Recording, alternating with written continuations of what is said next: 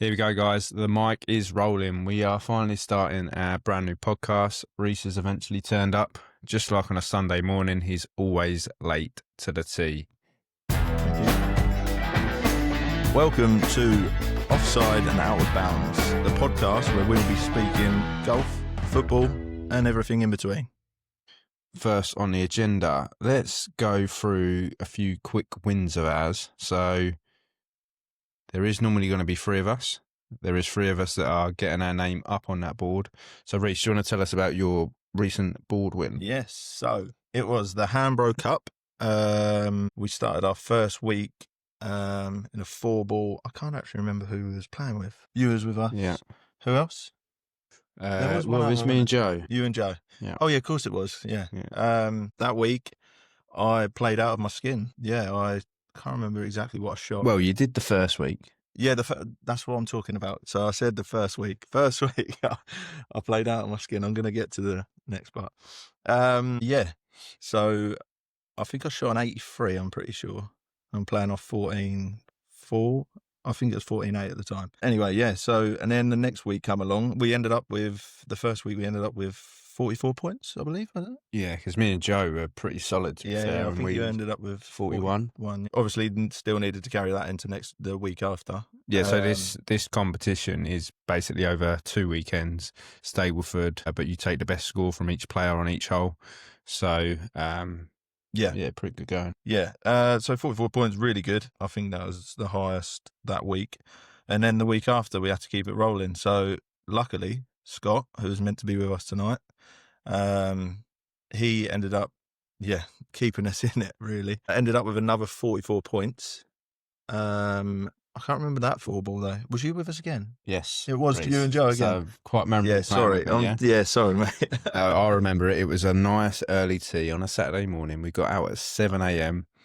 No one was on the course, so no hold-ups on the front nine. We, on the back nine, just missed the swindles on the back nine. So again, we had a lovely clear run, and it's a beautiful sunny day. So it was really, really nice. Yeah, so that was great fun. And ended up with 44 points again. So 88 overall. Ended up securing me and Scott the win. So our name's above Trevor's kitchen, which I'm sure we'll speak about Trevor a lot more in the near future. Especially his baps. His baps. Fantastic. So that was our board win. I'm sure Scott will have a little bit to say about it when he eventually turns up. Yeah. So yourself? Mine. It was Johnson a solo, wasn't it? Yeah. Johnson knockout. And I think there was probably about 5 or 6 rounds in that. Came down to the wire a bit, I suppose. I was about 3 down with 4 to play. And then I just literally parred every hole in, won every hole. There was a bit of excitement on the 17th, should we say, with a pick and place rule, but we... I'm going to ask about pick and place in the summer. It was a summer comp. We've got to explain that. Yeah, so our local course has had a bit of trouble on the fairway, should we say, a lot of cracks, and where it's just been so dry, there's literally no grass in some places. It is a beautiful 9-hole course when it's been raining.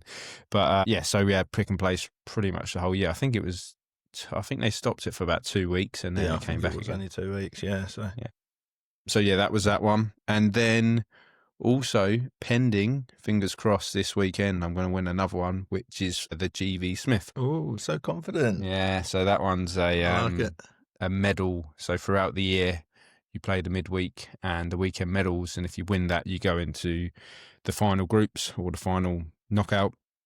And I shot a 82. Bandit. I was 9 over on the front, 3 over on the back, so I was quite happy with that. Unfortunately, someone else matched my score, but he gets an extra shot on me. So we've got a playoff, and we're going to do it this Saturday. Is that full 18 holes? Yes. Or is it just 18 holes? No, so it's not just a 1-hole playoff. No. Full 18 holes. Oh, God, I don't want to. What's Stableford again? No, it's stroke play. It's just stroke. Oh, right. Yeah, it wasn't Stableford, it's stroke play. Yeah, so I wouldn't want to play for 1 hole, go all the way down and play 1 hole. So 18 holes, play off Saturday morning, just before the presentation, so we can get the results in before that. And hopefully I'll have my name up on 2 boards. So that's us. Nice. That'd be nice. Bragging rights done. So let's move swiftly on. And as this isn't just golf, let's talk about football. So there's plenty to unpack. So Reece, let's start with England. England. Who in the squad? Have a little think. Who in the squad currently, or the current 2 games, should be nowhere near it? That's a tough one, to be honest. Watching both games, by the way, Thomas Tuchel is got them playing some seriously good football. I've not seen us win comfortably the way we've been winning lately in a very long time. Well, they haven't conceded. Jordan Pickford's not conceded. I think it's 18 games, 18 wins, 0 conceded. That's not all Tuchel though, is it? But I think it's overall. I'm pretty sure that stat is correct. I mean, yeah, don't quote me on that. I thinking off the top of my head, I actually can't think of anyone that I would say. I know everyone's going to say Hendo. They're like, Henderson, but he's a bench warmer and he's come on. There is he's done his bit, but he don't really do a lot anymore. We've got Elliot Anderson in there at the moment, and he's pulling strings. He's been fantastic. Declan Rice. Decker's, yeah, it's such a subject, isn't it? I'd say just back on the Henderson one. So I think he'd be a great. How many can you take to the World Cup? Is it 25? I think it's 26. Or take him 23. 23. It's around that. If it's 20, if it's a 25-man squad, take him as a 26th player. Take him in the change rooms because I reckon he's a good leader. Yeah, he's one of them players that will try and get those going. Get going. The young lads. I think he's good for the young lads. That's definitely a thing. But he's not going to play, so I must admit you've done me a bit there because I'm not really too sure who else apart from I'd say Henderson. Yeah, but who are you putting in instead of Henderson? Obviously, we've got Elliot Anderson. There's a lot to come back. There is a lot to come back. We've got Jude coming back. Well, actually, I've got a question for you on that, which we can talk about if you want now. Yeah. If you're struggling to pick someone to kick out. Just trying to think fullbacks. I mean, Konza, he's been quality at the back as well. Was unreal. Yeah, he's been fantastic. He got caught out, but I know. I think he has a couple of times, but he's actually he's a very good defender. Yeah, off the top of my head, I can't really think. Lewis Skelly's great at the back. There's no one that I'd really Arsenal say. Fan. There's no one. I'm not going to be biased on this, by the way. I'm going to be very neutral. Yeah, everyone's been solid. Everyone's that Thomas Tuchel's asked of him has done their job. So I can't really say anyone. All right. Honest. So this lines this question up pretty well then. Mm-hmm. So if you can't take anyone out, what happens to Jude? Are you Jude in, Jude out? That's a very good question as well, because I did just say if he's got to come in, someone's got to go out. It's a quick swap, isn't it? Hendo for Jude. It's got to be you're taking the easy way out. That's too easy. It's a coward's way out. But okay, Jude definitely has to be in the squad. I think the reason he hasn't been, I've overheard that he's struggling. Obviously, he's coming back from injury, from his shoulder injury, so it's been pretty bad. And I think he's only just in training, so I don't think because you don't believe none of this. Tuchel trying to send a message. Yeah, Tuchel trying to send a message. I don't know. I think there is a slight message being sent, definitely, because he's not. Yeah, it's not been. He's left quite a few big players out. Another big one that we'll talk about in a bit is Trent Alexander-Arnold. But yeah, I didn't even think about him. Yeah. In my mind, I had Grealish been playing well. Yeah, Foden just started to find a bit of form. Yeah, Cole Palmer. Like, he's huge. He's where are these going to fit in? I have no idea. But yeah, definitely Jude has to be in there, 100%. And I think he is. Yeah, slightly sending a message, but I think it is more that he wants to bring him in slowly. I mean. Yeah, he's going to be there. He's going to be there at World Cup, at least. Right, it'd be an interesting one, but I think you could be right with the old Hendo. Tuchel might take the easy way out. Let's wait and see. Well, yeah. Okay, so the heart is saying England to bring it home, right? 100%. But what's your head saying? I'm confident. I'm very confident. Yeah. I think I always am every year, which is sad old England fan as I am. I'm sure everyone else is on the same level. Yeah, I do think this year we look so promising. Like the whole team are really, like, there's such a young team that he's took out there. I know it's only Latvia and whoever else we've played. Wales, Yeah. I mean, yeah, they're not a bad side, but they're comfortable wins. They're not just like the odd 1-0 that we used to get. Like, I don't know, looking back, even 3 years ago, just an odd 1-0 against Latvia or something like that. It seems to have got them playing for the team. It's not individuals, is I it? think we're just pushed up. Like, we're now going for it, and it's so much better. It's so much better to watch. So, yeah, whatever you're doing, Tuchel, keep doing it. We like it. Yeah, I do think we'll bring it home. 100%. All right, well, let's transition from dodgy offsides and move over to dodgy putts. So I've had a few of them. Golf. Let's have a bit Should we quickly talk about talking about dodgy putts? Go on. Do you remember in our Winter League game last year? Go on. Oh, your putt? No, yeah, what? Yeah, oh. My putt, not yours. No, I'm not digging you out. No. Okay. No, I can't remember the last time I saw you miss a sitter, to be fair. Well, we'll get onto that with the old lad putter as well. But yes, I do remember it on the sixth hole, there for 2, par 4. Birdie chance from about 2.5 foot. I think you 5-putted. Was it a 5? No, it wasn't. Surely not. In your defence, the first attempt, the first putt, someone on the tee box just over the other side shouted 4 for no reason. The loudest 4 shout I've ever heard. Just trying to make the guys in front of them hurry up. I think it was slow play, wasn't it? Yeah, it was slow play. So, yeah, in my backswing, just I say backswing. Yeah, in my putt stroke, we kicked off about that. Yeah, we did. But despite that, you still had 2 putts from there to win the hole, and that was for winning the hole to then go on to the next hole where we only had 3 more. I think we were back in it, and then 3 to play. But well, so we'll move on swiftly from that. Maybe we need to get Reese a lad putter. But yeah, so we have got a post here from Lou Stagner from Golf Stat Pro, and I will bring it up on the screen. But it's basically, what do people mean when they say the putt is a ball outside the right edge? So Reese, have a little look at that. We want to know what you guys at home think as well. See, it's controversial, because I'd forget the middle one. I'd say forget the middle. There's an argument that could be a ball out because you'd be aiming at that. Do you know what I mean? But a ball, I think I think it would be one. Option 1, I mean, I wouldn't say a ball outside the right edge. I would say right edge, because to me that's what that looks like. I'd say right edge. If you look at that, it's going to be right edge of the cup.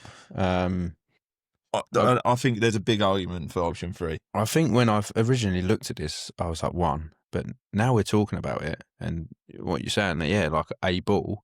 Yeah. Because even if you say 1 cup, that's you're aiming a cup, aren't you? So it's got to be You'd 3. be aiming on the edge of 1 cup, not down the middle of 1 cup. Do you know what I mean? So I think, the argument is 3.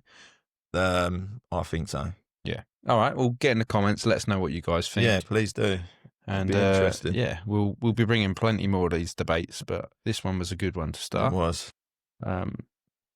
Lad putters. On to lad putters. Lad putters. So I recently, earlier on this year, I mean, I've treated myself a few times now, but a lad putter was the DF3 was one of my treats, and I can't actually rate it highly enough. They are amazing. They feel so soft off the face.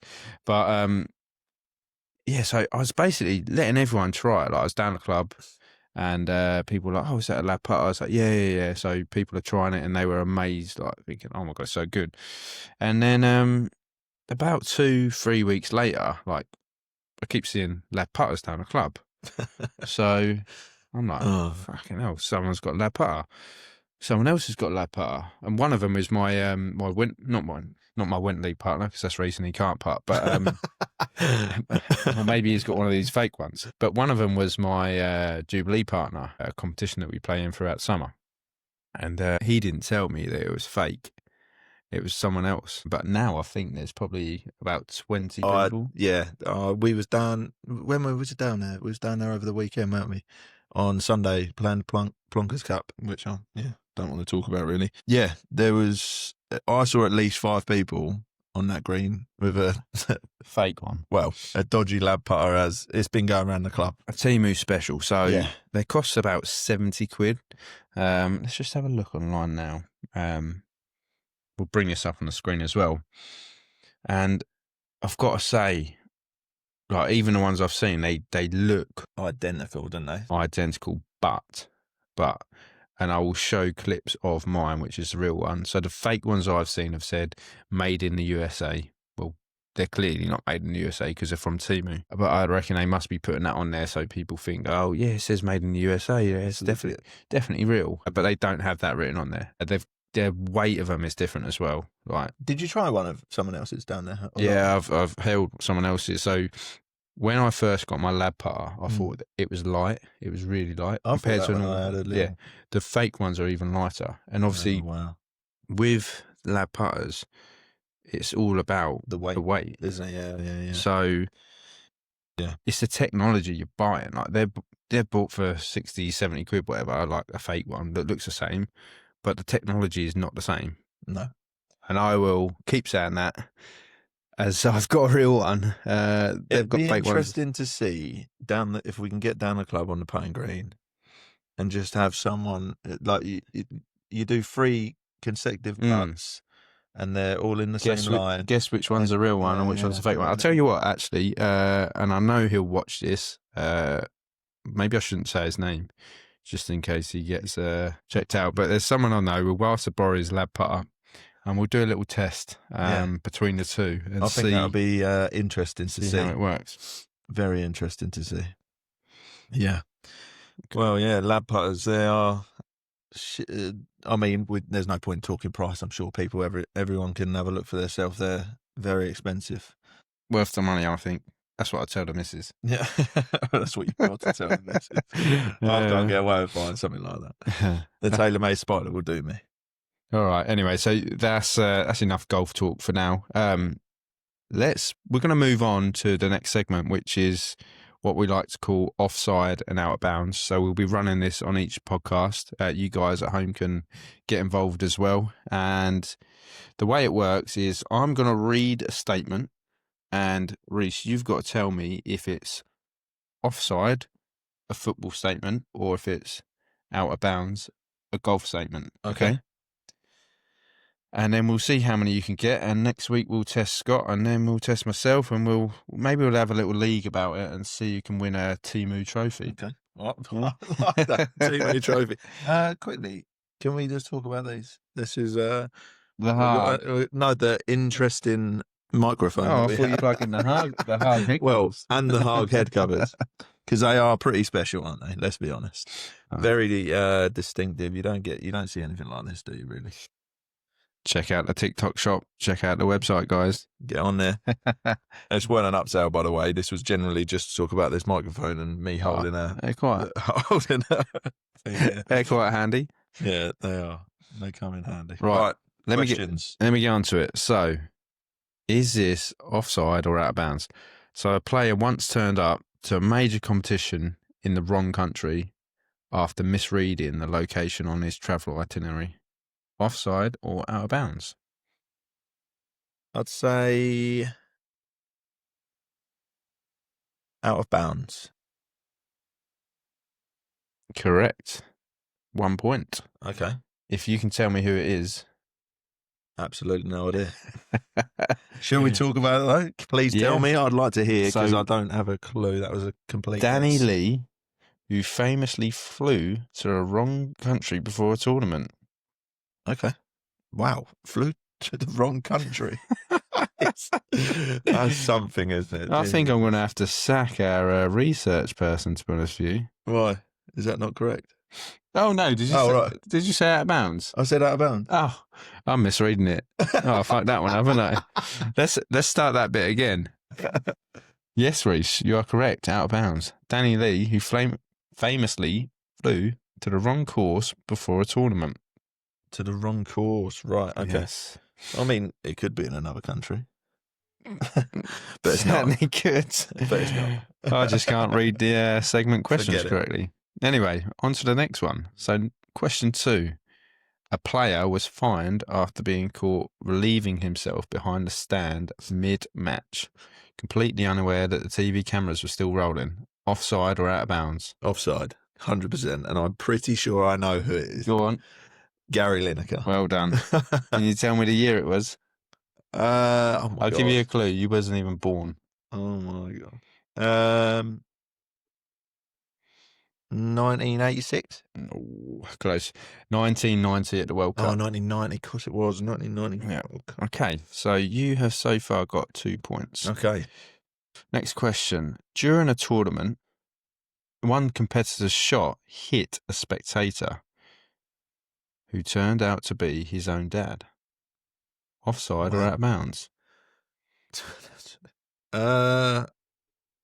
This is a tough one. That is a tough one because They're meant to be tough, though. They're not meant to be easy. golf ball hitting your own dad would be a lot. I'm going to go offside. I'm going to suggest it was a football has hit their own dad. No, incorrect. Wow. Out of bounds. Is he still alive? Well, you wouldn't even know. You would. Well, you'd be shocked when you hear who it is. Go on. Rory McIlroy. Hit his own dad. Ryder Cup 2021. Oh, wow. So it's recent. I Incredible. think that was Rome, wasn't it? Yes.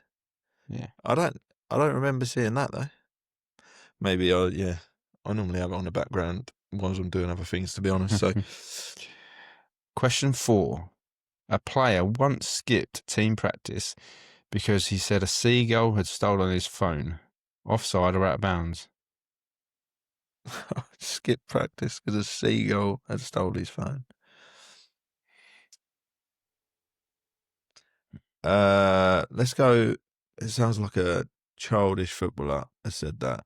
Let's go offside. I think you're along the right lines there. So who do you think the footballer is? I can give you a clue if you want. A little clue. Go on, something. Pretty sure he set off fireworks in the changing room before.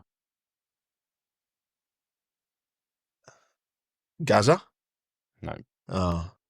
Balotelli. Oh, Balotelli, yeah. Okay, yeah, I do. I'm pretty sure when he was at Man City. I'd have to check that. Okay, yeah, that makes sense. Absolute shithousery.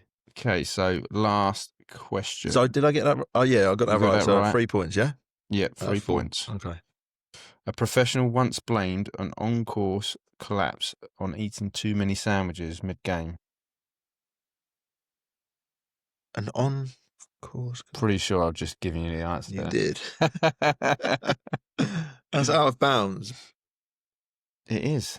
Well done. I mean, you did give it away. So All right. I'll take that point gracefully. And if you can tell me who it is, that'd be some heroic guess. He doesn't play anymore, but he does do some YouTube stuff. And he likes to play barefoot. John Daly. Yeah. Yeah, what a champion. He's got his finger in every pie at the moment, isn't he? Like Adam Sandler and what's it called?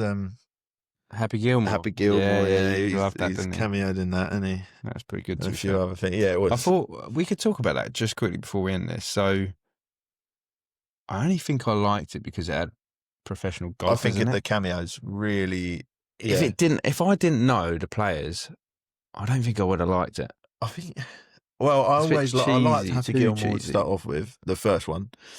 The second one, yeah, as it started, it was like the old one. Yeah. It reminded me of everything that I watched back in the day. So I really liked it. But as soon as they started getting these bloody 400 yards, what was it? It was like the live 1,000-yard drives and stuff. And it's surely about live, isn't it? But there was live. They played music and stuff. Yeah, but there was live players in it. So yeah. It was like, I suppose, no bad publicity or no bad press is. What's that? How's it go? No bad. No, I don't have a clue. You know what I mean? No, but no press is bad press, I think is the saying. And yeah, for me, no. It just got a bit silly. Didn't enjoy the end of it. Did enjoy the cameos though. Really, really good to see. I thought DeChambeau done great in that. And to be fair, they all had a great part in that. The only one I thought was terrible was that Chevrolet. Is that how you pronounce it? Chaufflet. Chevrolet. Yeah. Yeah. So I'm sure shocking with their acting pronunciation and of pronunciations are probably better than ours on our first podcast. Yeah. So that actually brings us to an end of the very first episode. Kicked off and teed off. Oh, teed up. There we Kicked go. off and teed up. Kicked off and teed up. So let's just quickly summarise and let's talk about your favourite moment tonight, Reese. Favorite, probably the points. I'm happy to get 4 out of 5. That's a good start. That is a very good start, and if I'm pretty sure we're going to have some sort of trophy at the end of this. I did give you one of them as well. Yeah, you did. You did. So yeah, probably the points. I really I enjoyed that. Some of them were hard. Some of them were you could obvious. Some of them were obvious. Yeah. But really good. Okay, really good. So let's just quickly focus on next week. So we have got something quite good coming next week, and I'd love to actually quote one of our friends who it's very exciting. So this is Scott, and the quote from one of our friends is, "What the fuck are you wearing? You look like a lollipop lady." So next week we're going to talk about the worst golf purchases ever made. So make sure you tune in for that. Make sure you give us a follow. We'll put our handle below. Make sure you share this as well. We look forward to seeing you next time on Offside and Out of Bounds. Cheers, guys. Cheers.